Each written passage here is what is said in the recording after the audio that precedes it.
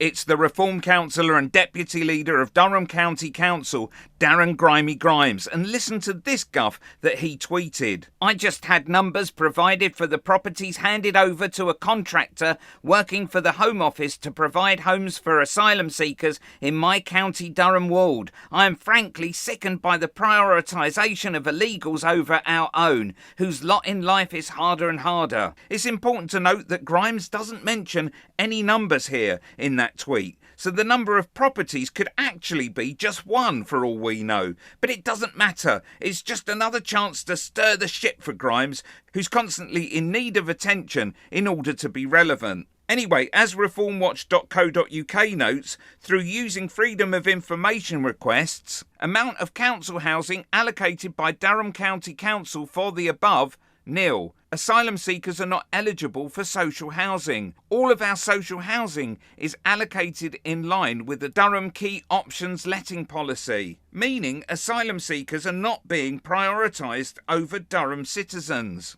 This implication rests on the assumption that asylum seeker housing affects the availability of housing for local residents, but the FOI response makes clear that no council housing is being diverted, no council money is being spent, asylum seekers are not eligible for social housing. Therefore, any hardship faced by local residents is unrelated to asylum seeker accommodation. So when Grimes barks on about numbers of properties being provided, first, it would be good to see the numbers that he's privy to, and secondly, he needs to get his facts straight, as he's now a councillor and not a GB News host. As Reform Watch sums up, when a sitting councillor uses their platform to suggest, falsely, that their constituents are being pushed aside in favour of asylum seekers, they are stoking division based on fiction. That is not public service. That is propaganda. Please support reformwatch.co.uk by subscribing, as they are holding Reform-led Durham County Council to account.